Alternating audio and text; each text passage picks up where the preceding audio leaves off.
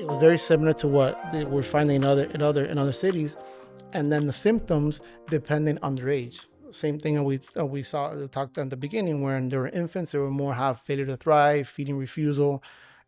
More toddlers will have more abdominal pain, and the older they get, they start developing more dysphagia. So as a clinician, you see a patient come in 12, 30, 13 years old, asthma had to be you start asking, kind of dig into the dysphagia part, because it might be there. So we actually found that, and we published it, and it got accepted at a NASPGHAN in a poster, and then another allergy immunology conference that Dr. Lance had presented 2 years ago.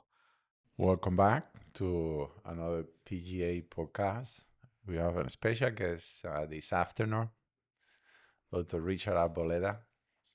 Thank you for having me. Part of our group, PGA. And topics today is going to be eosinophilic esophagitis. And Dr. Arboleda, throughout the year, he has developed an expertise on patients and kids with this type of disorder. So let's dive in. Okay. Well, so can you give us a little bit of your background? So how you ended up here with us? Sure. Yeah. So I initially, as a medical student, I actually did some rotations here with Dr. Munoz and Dr. Reeves, and they're actually my mentors as a medical student. So I already knew I was interested in GI from a long time. It's just I didn't know if I was going to come back.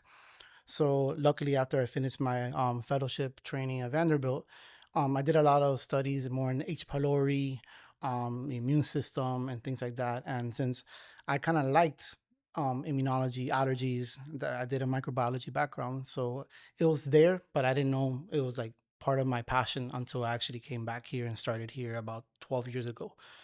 And then for the last maybe 4 or 5 years, it's picked up a little bit. You actually got me in contact with one of our local allergists, Dr. Lance. And then we started doing a couple of epidemiology papers and things like that. And then from there, it just grew into, part of what we're interested in addition to other things. So I'm here for the last 13 years. I'm happy to be here, and hopefully I can. We are happy to have you here too, helping us with complex patients with eosinophilic esophagitis or gastrointestinal disorders. I mean, during this talk, I would like to hear a little bit more about what you've done in terms of the epidemiology and some of the publications and presentations that you have done. So in terms of eosinophilic esophagitis, what is eosinophilic esophagitis? So in trying to put it in easy terms, it's kind of complex, but usually it's like a chronic immune mediated response. It's called the Th2 response, where there's certain white blood cells, they're called the eosinophils, that sometimes are exposed to certain proteins or certain conditions. They can cause inflammation. And in this case is particularly to the esophagus. We're just going to look at the esophagus because there's other conditions once we leave the esophagus, but we'll focus on the esophagus. So this type of reaction can cause localized inflammation, where if it's not taken care of long term, can cause what this remodeling, fibrosis. And then, if we have patients who are not diagnosed early, they sometimes present to us in adolescence, even though they have symptoms when they're young, with food impaction or failure to thrive and things like that. So it's kind of a clinical histological diagnosis, meaning we have to look at the clinical and the histology. But usually the epidemiology of it, once we learn, is about 50 per 100,000 kind of worldwide.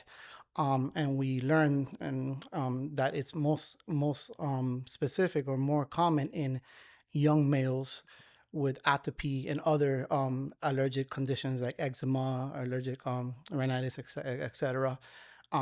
So that's kind of the group that we look into, even though you have to look at different groups. So in terms, just for me to recap, so in terms of a concept, eosinophilic esophagitis is a chronic inflammation of the esophagus of the patient, and characterized by this abundant amount of cells that we call an eosinophil, that it seems like it have an immune-mediated kind of a background of etiology, and we're going to talk hopefully a little bit more about that it seems that it's mediated by a type of cells within the immune system, which is the Th2 Correct. response, or T helpers type 2 response. So that there is any risk factors now that it predispose pediatric patients or kids to have eosinophilic esophagitis? Yeah, that's a very good question, because that type of information, there's different. If you look at different literature, you'll see different things. So one of the things that they're actually talking about recently, there's some type of genetic components that they have found. There's a specific chromosome, I believe it's 5q22, what it does, it has to do with the cell barrier function. So if there's some type of problem in that barrier function, you might be exposed to certain Yeah. allergens and things that might cause this reaction. There was also some recent studies looking at the use of PPIs in young babies that would sometimes can increase your chances of developing allergies later on. I don't know if this is more of a IgE mediated versus the Th2, but just one of the factors that I kind of read up in that case in terms of that, and then also reading in other countries where they have higher prevalence of other parasitic infections. For example, H. pylori, which is a Th1, they actually is protective because they think it might be your immune system might be shifting towards one Th1 and not the Th2, and that's actually protective. But some of the common factors would be more like genetic, environmental, but it's hard to find one specific variable in that case. But those are kind of the two that, kind of top of my head, I remember. So it seems that there is some genetic predispositions towards the inflammation in the esophagus that is mediated to this protective barrier, mucosal barrier of the esophagus. And like you say, I mean, there is a chromosome and maybe a gene. I think it's a CAP N14, something like that. And there has been other genes associated with this, like eotaxin 3, which is a gene, I believe, that is linked to recruitment of eosinophils towards the mucosa and so on. Now, in terms of environmental factors, so it seems like in patients who've been previously exposed to parasitic infections, or kids who had or persons who have had a parasitic infection, they may be protective. Correct. Because they have kind of a more balanced immune system. And these people have called that in the past, I believe, the hygiene hypothesis. Correct. And now in terms of diet, so I think I came across also like it's less common in kids or in persons who has been less exposed to antibiotics in the past, and that's part of the hygiene hypothesis, or kids who has been exposed to significant amount of breast milk during infancy or after birth. So it means like it may be protective against EoE. And I believe also that it's also a link to, like, it may be more predominant, you tend to see more eosinophilic esophagitis in people who were born through C-section rather than vaginal delivery. So, but that's part of also the hygiene hypothesis. And the whole microbiome. So the more natural everything is done, less antibiotics, vaginal delivery, exposure to breast milk. So it seems like your microbiome, exactly as you're explaining that up, it's going to be a better microbiome, more robust microbiome, and less chances of immune-mediated mechanisms leading to inflammation, and less abnormal genes. Exactly.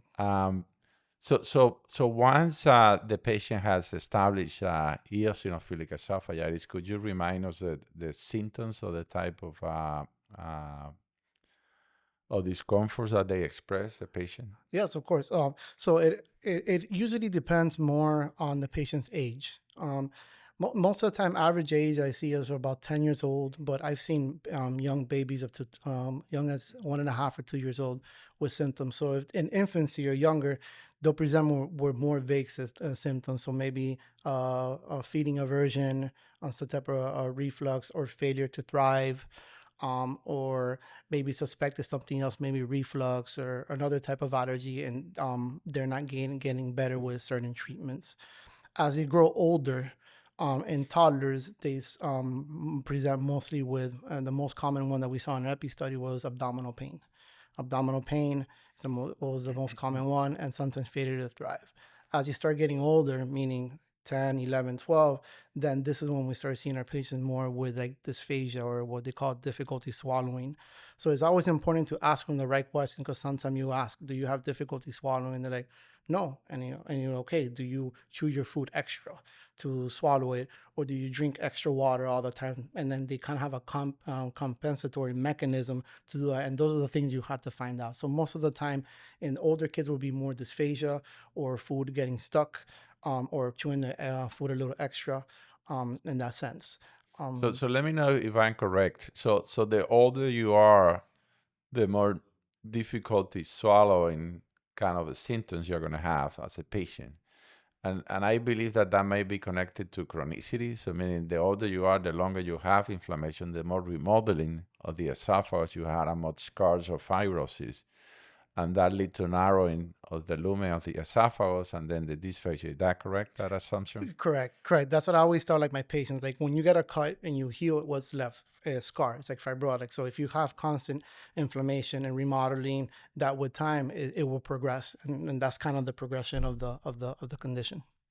I have patients in my practice with other associated conditions. Have you seen that in your practice too, like a eosinophilic esophagitis associated to any other gastrointestinal disorders? Yes. The most common would be eczema, atopy, and you see them like when you examine them. Something they have a history of eczema, atopy, also asthma.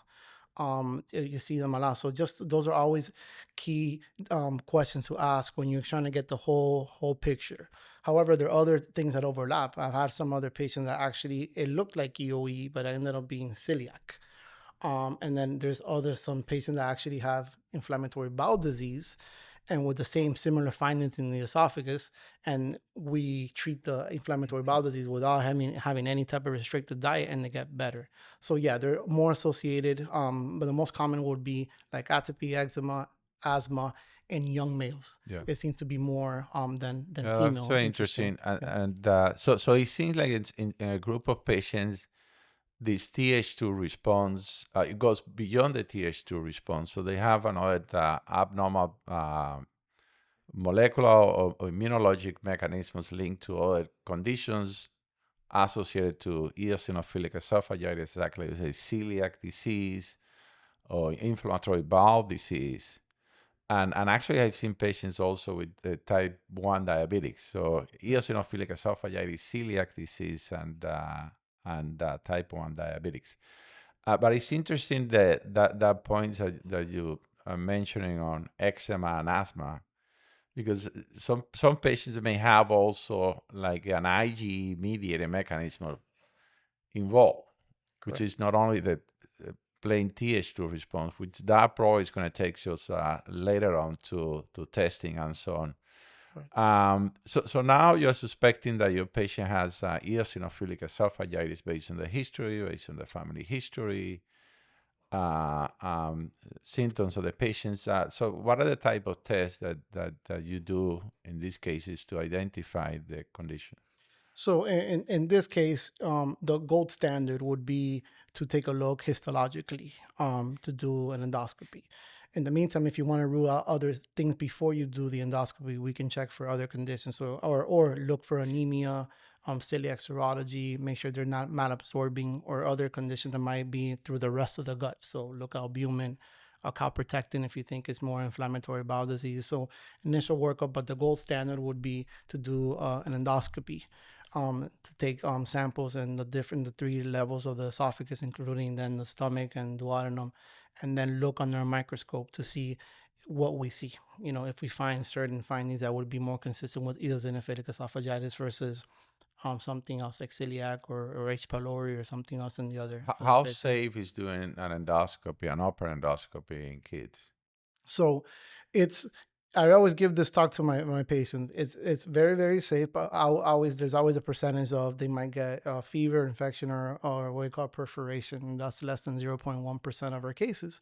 But it's fairly safe, but that's something we always have to keep in mind in terms of later on following up. Then this is something we have to consider in all our patients. So it's fairly Yeah. safe, but like anything else, there's always risk and benefits. In this case, the Yeah. So benefits more than the risk. the patient usually requires anesthesia, but it's a very short procedure. So it usually takes 3 to 5 minutes. That's what I tell my patients, Yeah, and then the side effect of it is just minimal. right. So we do hundreds of these, and we don't see many of these. So when you do an endoscopy, what are the findings you are expecting to see in a patient with eosinophilic esophagitis? So when doing endoscopy, it also depends on the level of inflammation, the patient's age. So most of the time, when you see some type of finding eosinophilic esophagitis, you will find the mucosa looks edematous, meaning it looks swollen, sometimes some irritation, and then most of the time we will find these findings called linear furrowing, which is these small lines that look kind of like train tracks. And those are just small micro abscesses that you can see in eosinophilic esophagitis. Also, when you're putting in the endoscope, always be careful. Always go in slowly because some of these patients might have a little bit of narrowing or some resistance that you can't pass the endoscopy, and that's when you can sometimes get into trouble. But the most common finding would be redness, edema, some linear furrowing, and then usually if it's really chronic, just you see more in adults. It's called trachealization, where you see these rings that look like your trachea, Yeah. but it's in the esophagus. But we don't. I haven't seen a lot of those, and at least the patients I've done to this point, it's mostly the linear furrowing that we find. Yeah, so that esophagus would be like a super beat up, chronic inflamed esophagus that are leading to this amount of like kind of a ring. So Yeah. of exactly what you described, trachealizations of the esophagus. What are you expected to see on the biopsy results of these patients with eosinophilic esophagitis? So in the biopsy, we look for certain things. So sometimes we have expansion of the lamina propria. You have these eosinophils, which kind of go up to the surface, and there's a certain amount of numbers that we talk with the pathologist to kind of help us differentiate. So the reason why we always do 3 levels is that sometimes you'll have like the number that's established is more than 15 eosinophils per high power field. But the reason why we do in all 3 levels is that sometimes, let's say you have a little bit of reflux or some irritation in the distal esophagus, and you have like 5 eosinophils, but then the other 2 look normal. Then you're like, well, it might be more of a reflux. But then if you see 15 on the bottom and then 100 in the middle and 15 or 20 in the top, then you know it might be more of eosinophilic esophagitis. Obviously, we always want to rule out other things. So if it looks, sometimes it'll look fungal. So we'll look for fungus, and the pathologist helps us do some stains. Or sometimes they have viral inclusions. So we'll look for CMV, HSV, etc. In those areas. But most of the time will be what we call an eosinophilic count. So you remind us before that this is not a immunoglobulin E mediated type of food allergy. It's more like a T helper response or delay reaction. If you had to do further testings on these patients, would you do allergy testings? The type of allergy testing that would you recommend? Would you recommend any? When to do it, when not to do it? Right. So it usually depends when I see them. Usually I tend to do the endoscopy and these things before the allergy testing, unless there's other symptoms before that I saw. So that's always $1 million question, right? Because these allergy testing, the skin and the IgE the tests are the RAST are IgE mediated, meaning that you have antibody, it binds to a certain cell called a mast cell. They secrete histamine, and you have a local reaction or a systemic reaction, what they call anaphylaxis. So that's always $1 million question, because you can do those tests, right? So now actually the new recommendation is saying the tests aren't good to tell you what to eliminate, but if some of them come elevated, then you at least avoid those in the introduction, because you can have a strong reaction to. And the reason why I say that is that I've had patients who have very bad EoE, and you do the allergy testing, which is IgE mediated, is different, and it all comes back negative. or vice versa. It all comes back positive and they don't have any findings in the histology. So I think that's extremely important to kind of know how to interpret. Look at the labs, look at the clinical picture, and then if some things might be causing anaphylaxis, then I would avoid those. But now they're not, we don't do those to tailor what kind of elimination diet we're going to have in our patients with EoE based on kind of what we've learned in the new guidelines. Yeah, I agree with you. And I think, I mean, you are able to find out a group of patients that have this mixed pattern of IgE, T cell mediated kind of food reactions or eczemas or environmental reactions that you can kind of tease out.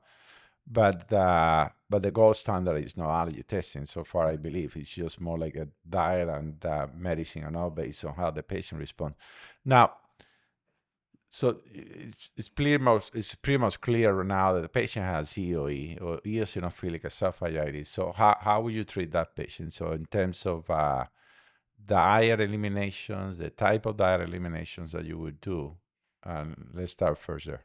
So it all, I would say it all depends on the individual, right? Because if it's a young toddler, let's say 4 to 5, where you can control more of their diet, sometimes you can pick what's called like an elemental diet, which is a strict amino acid based diet, initially to see if that can help us out. They have the parent there to control that diet. The idea would be, let's say a patient, we see this and parents like, you know what, I want to try this before doing other medications or any topical things. So we usually do it for approximately 2 months. And see how they're doing the symptoms. And then at least we do 2 to 3 months. And then we do an initial repeat endoscopy to kind of see if they're responding. However, let's say it's an older patient, maybe 10, 11. It's hard for them to be so controlled with their diet because they're in school and they can't control that part. Then there are other options that we might have, which are like a topical steroid. There are 2 that we've used in the past. One is called fluticasone and the other one is called budesonide. Would be another option for that. Is that one works pretty well too. We just have to make sure that when they take it, they have to rinse their mouth really well after.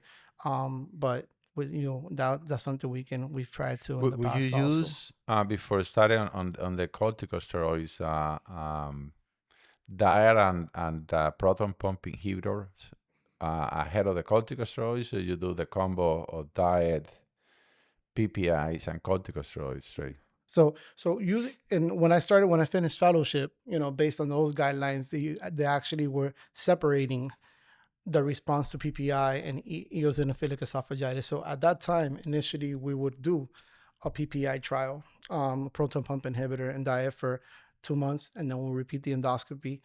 If they improve, then we would say it's a PPI response of eosinophilia and not EoE.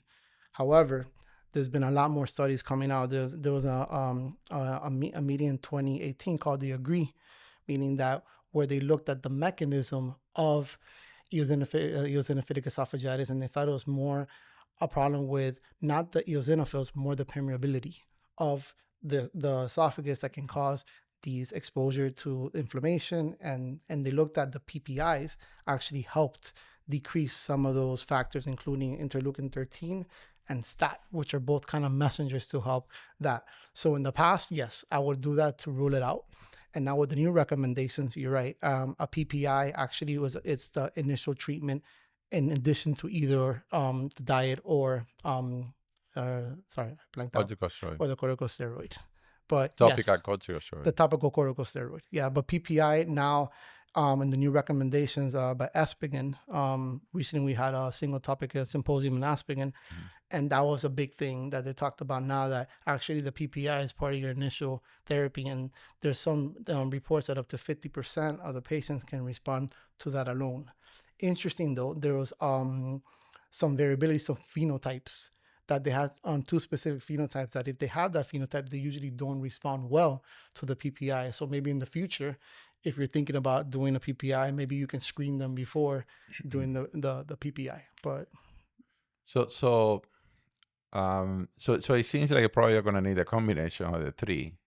probably. And so now your patient is responding to this therapy. Would they need medication lifelong, or you do diet and medicines and then you just giving a break on the medicines and then just continues on the diet? It seems like, based on what you're telling us, that these patients, they will need endoscopies often because it's the only way to assess if the inflammation is improving or if it has resolved. But would you do so? What is the length of treatments in medical treatments that you would do for these kids? So for this at this point, it is, I guess, lifelong. But for lifelong for us is about 18 to 21 years of age, right? Because then we lose them or they leave. But the initial treatment will be a higher dose. So for example, the PPI would be a higher dose for those 3 months. Repeat an endoscopy, take a look, and then what we'll do from there is kind of see a combination. If they want to continue that, maybe we can try a lower dose, with less side effect profile, or if they prefer to maybe add a topical steroid, or add or eliminate only certain foods, right? So we'll talk about that later, about like there are more ones that are more allergenic, and we can try that. But at this point, it has to be lifelong. Because there's been studies where people have stopped it after 2 or 3 years, kind of where the maintenance we talked about, but the majority of them would relapse. There's a couple that don't relapse, but that's not the rule, that's the exception. So at least for now, I would be at least 2 to 3 years. But if they're younger, then I would at least until they're 18 or 19, and then we can decide if we might have to change the treatment based on if they leave, go to college, or things like Yeah. that, which we And, have to talk about. any concerns in terms of long-term use of either proton pump inhibitors versus corticosteroids?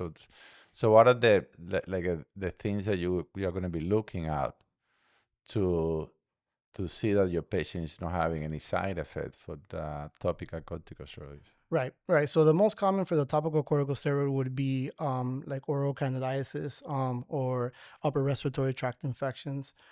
There's always a concern. The big concern would be on adrenal suppression. There's some studies that say it might slightly cause adrenal suppression, but most of those patients that have that are been on multiple different steroids, also for other conditions. So for asthma, eczema, and EoE. So those are the kind of the big ones, and also your bone mineral density. So like I do with our patients with inflammatory bowel disease or things like that, we do a DEXA scan, one every 1 to 2 years, check their calcium, make sure those are okay. But it's risk and benefits, right? And then if we can maybe do a lower dose, instead So of, that will help. that would help out too. So we had to monitor the height of the patient and Awesome. bone health. Correct. They need to be on treatment for a long term. And in terms of the long-term use of PPI, is any concern? So PPIs, the ones you kind of look at more is increased risk of infection, like C. diff, because you alter the mucosa, the microbiome, and that can cause that. And then also most common would be some type of mineral deficiencies, mostly magnesium and vitamin B12. It's also important to go look into that, and also bone growth, the bone health, the same thing. We looked Yeah. in steroids. We also look in the PPI, or those are the most common But ones. we've been using that for a long time. It seems like overall it's safe to use Yeah, in our patients. I would, yes. It's the risk, the benefit is better than the risk. Now, so in terms of dietary restrictions, what are the type of dietary restrictions that you offer to your patients? So when I first finished fellowship, we start talking about the 6 food elimination diet, right? Which are the 6 most common food, which is milk, soy, wheat, egg, peanut, tree nut, shellfish. At that time, they actually had what they call like a step down treatment. So they'll Mhm. eliminate all that, introduce one food, and then 2 months later repeat endoscopy and kind of see an improvement, kind of go down. But that's very difficult to do. It's also difficult to convince a parent or somebody to do multiple procedures in that sense. So what's been happening now, they've actually come up with different ideas. There's one called that they called step up elimination. So they'll pick 2 most common allergenic foods, which is usually milk and wheat. So that's what I usually start my patients with first, and see how they do. So the idea would be, if you do those two and you repeat the endoscopy and it looks better, then it's one of those two. If Yeah. not, you can advance, eliminate 2 other foods and kind of go from there. So I've been trending more of to do milk and wheat, because sometimes we have celiac also, they gotta go together, and that's usually the two foods that I like to eliminate because it's feasible. You can get a quick answer, and it's not the different way. You save them from like 7 endoscopies from introducing different foods coming the way down instead of stepping up. So it seems like the most common type of food that linked to this inflammation is milk protein related products, and then probably gluten or wheat. And we correct. And it seems like the patient probably it would need some chronic dietary restrictions, so dietary restrictions for a while. Correct. So any other type of treatments we are using nowadays to treat EoE, eosinophilic esophagitis? So in 2022, there's a medication called dupilumab that they actually had been using for eczema and asthma for a long time. But they And found for eczema, I believe that it's being approved for kids 3 years or over. it's no, I think it's 6 months. 6 months now. 6 months. So Yeah, wow, and so it's it's lower. every 4 weeks. I'll tell you a I story see. about why I know that because I have a patient very similar. Uh-huh. But 6 months and every 4 weeks they give it. So they looked at since they're learning more of the mechanism of this Th2, how it works and the barrier function, how it affects it, they looked at certain interleukins. So interleukins are kind of messengers that send message to certain areas of cells to attract inflammation or immune response, etc. So they looked at two interleukins, which is interleukin 4 and 13. Correct? Yeah. 4 and 13. And they saw that this medication was also helpful in the use of EoE in these patients. It initially started from 12 and above. So they had two studies. One, they used dupilumab, and there was another medication. I forgot the generic name, but they both helped with the histology, but the dupilumab was the only one that helped with the symptoms of dysphagia. So this was a medication that they saw that it worked and actually was approved for age 12 and above in 2022. And that's another option I've been using a lot, especially on patients who are a little bit older, not compliant, probably with their medications or their PPIs and things like that. I started to use it, and I've had really good results until this point with those patients. Now, fast forward earlier this year, that actually the same medication was approved for from the kids from 1 and above, 1 or above 15 kilos, and from For 1 to 12 EoE. for EoE. But it's interesting because they say it's approved for 1, but you have to be 1 and over 15 kilos. I don't know a 1-year-old who weighs 15 kilos. So the reason why I know that because I have a 1.5-year-old had very bad eczema and EoE, and we're gonna start to put him up, and they wouldn't approve it because of his weight. So he's actually on it every 4 weeks just for the eczema indication, and he's doing great. So maybe this is something we can look into later. Yeah. In terms of that. So usually what the medication does is you start it for every weekly, and then you repeat an endoscopy in 4 to 6 months to see if there's any improvement. If they're already on a specific diet or on a PPI, I don't change that. So I don't want to kind of keep all the variables equal. So after the 6 months, if they're doing okay, then we can decide whether to introduce milk or something and then see how they do. But this is kind of the follow-up that we're learning now. What is going to be the surveillance of this medication and what are the side effects that we... So this is an injectable medication that is given subcutaneously. And I mean, I guess it depends on the patient. Usually every 2 weeks injections, or every 4 weeks. I think you can do it too. It's indicated every week, but once they do better, I've changed it to every 2 to 3 weeks from my clinical aspect. That's what I do because it's hard to inject yourself every week. Sometimes you forget. And like you say, it's a medicine that it blocks a cytokine. Interleukin 4 or 13. 4 and 13, correct. And it binds more the receptor of the 4. I ended up blocking the 13 too. I'm going to ask you this question to see had you come across the most recent American guidelines.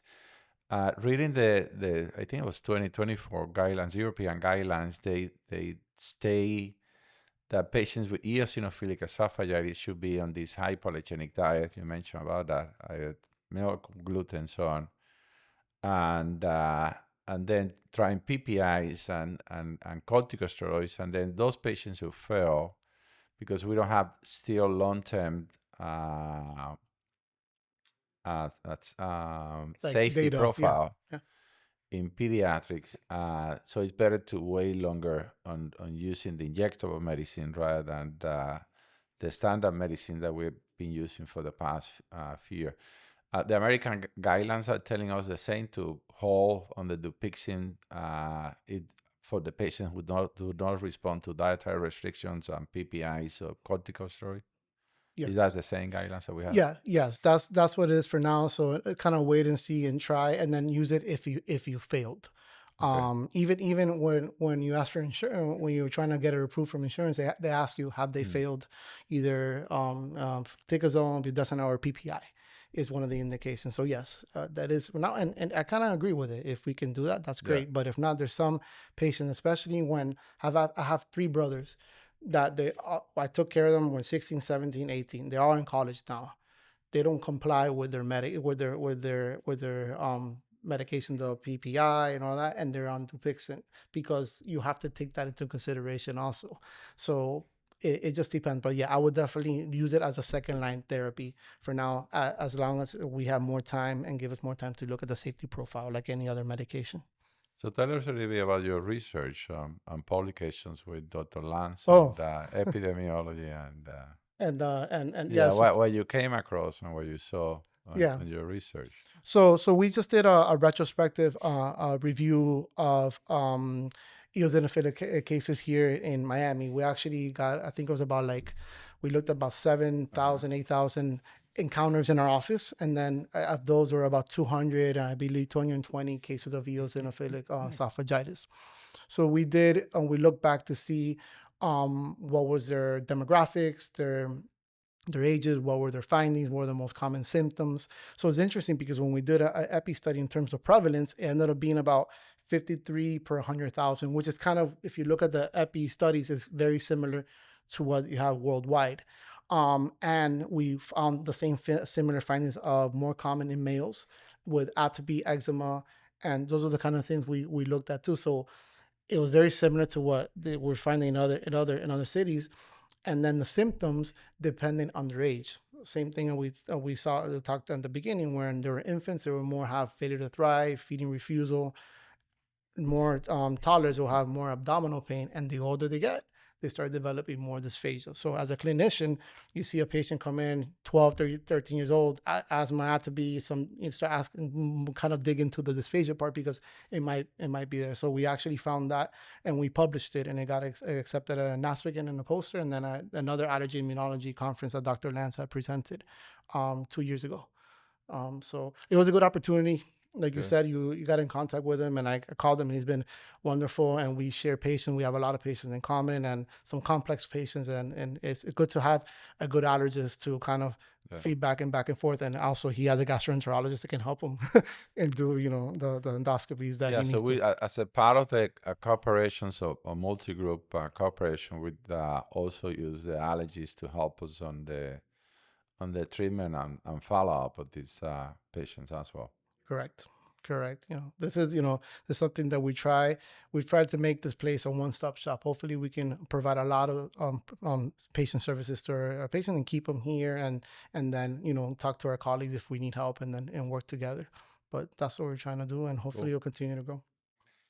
Anything else that I might be missing that we should know on? No, I think one of the things I wanted to talk about, there's first, so the budesonide, there's now a slurry that comes already ready. It's called Eophilia, and it's a lot easier to use as a topical steroid. Before, we used to have our patients have to mix slurry with the medication with Splenda, all that, and it's worked out. And actually now there's a phase 3 trial of fluticasone that's coming out, dissolvable tablet that can also help That's cool. I was not aware of that one. to take that. Yeah. And then there are other trending medications they're looking into later on that might help not only in EoE, but maybe like eosinophilic gastroenteritis. They're looking at JAKs and then also vedolizumab. And there's some studies that looked at how with both IBD and EoE. So in that case where we had that patient who looked like EoE, let's say we treat him for his IBD, still having the eosinophilia, then maybe it might be a better, like Vito might be covered, two things might be better than just one in addition. So Good to know. So it seems like it's a few new drugs Yeah. coming down the